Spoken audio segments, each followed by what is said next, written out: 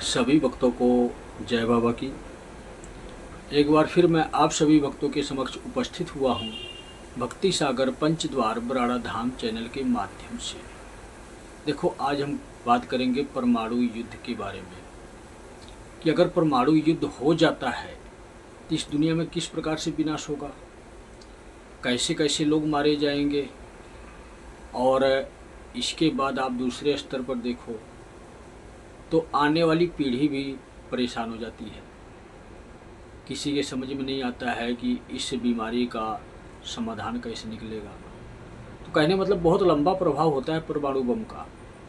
यह वह ब्रह्मास्त्र है जिसका असर पीढ़ी दर पीढ़ी जाता है। अगर कोई वायरस या कोई बीमारी फैल गई परमाणु बम के माध्यम से तो सामाजिक लोग तबाह होते चले जाते हैं, परेशान होते चले जाते हैं और कोई समाधान नहीं निकलता है। एक समय ऐसा होता है कि उनका अंत हो जाता है।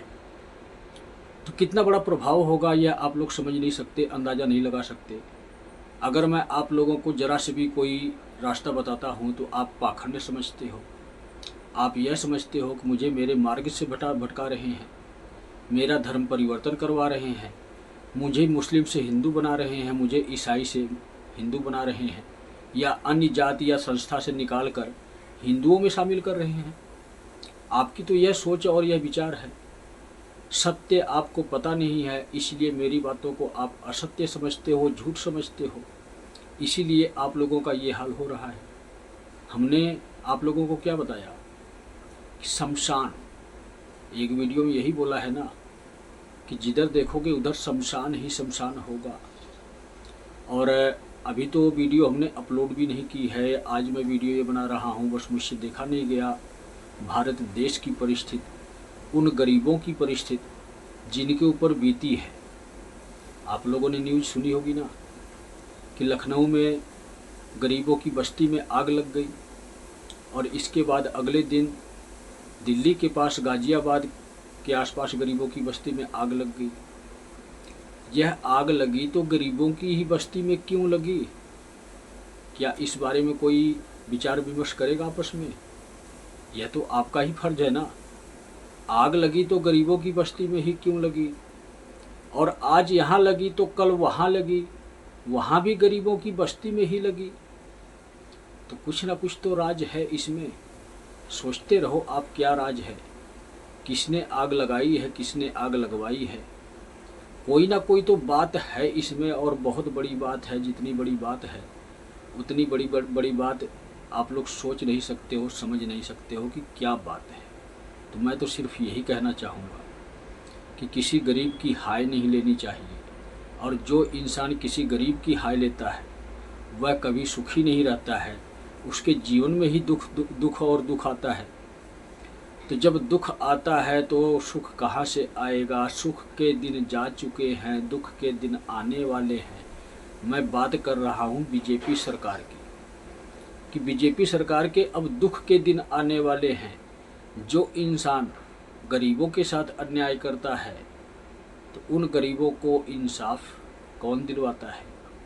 वही परमपिता परमेश्वर दिलवाते हैं उन गरीबों को इंसाफ। और जब वो अपनी लाठी चलाते हैं तो उस लाठी से सारे के सारे अधर्मी मर जाते हैं और वह लाठी दिखाई भी नहीं देती है। कब आप टूट जाते हो, कब आप नीचे गिर जाते हो, कब आपकी सरकार टूट जाती है, कब आपकी सरकार नीचे गिर जाती है, आपको यह भी नहीं पता लगने का। तो स्पष्ट मेरा क्या कहने का मतलब है आप लोग समझ गए होंगे।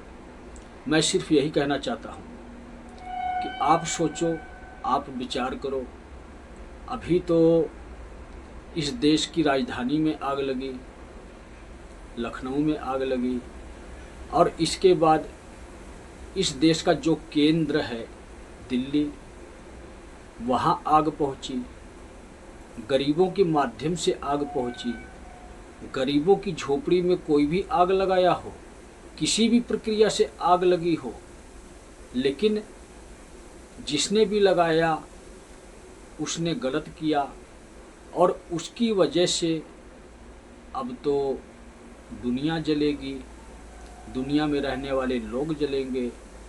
हमारा भारत देश ही सत्य सनातन धर्म के आदर्शों पर चलने वाला देश है।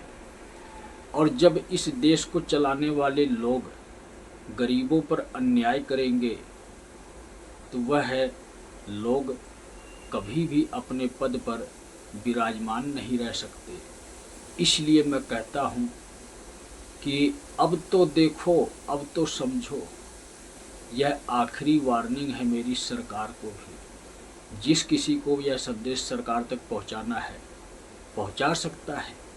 यह कल्कि का संदेश है, कल्कि की आखिरी वार्निंग है कि जैसे गरीबों की जिंदगियां आपने उजाड़ी हैं वैसे ही आपकी सरकार मैं गिराऊंगा और मेरे माध्यम से यही गरीब ही आवाज़ उठाएंगे, यही गरीब ही इस सरकार को गिराएंगे।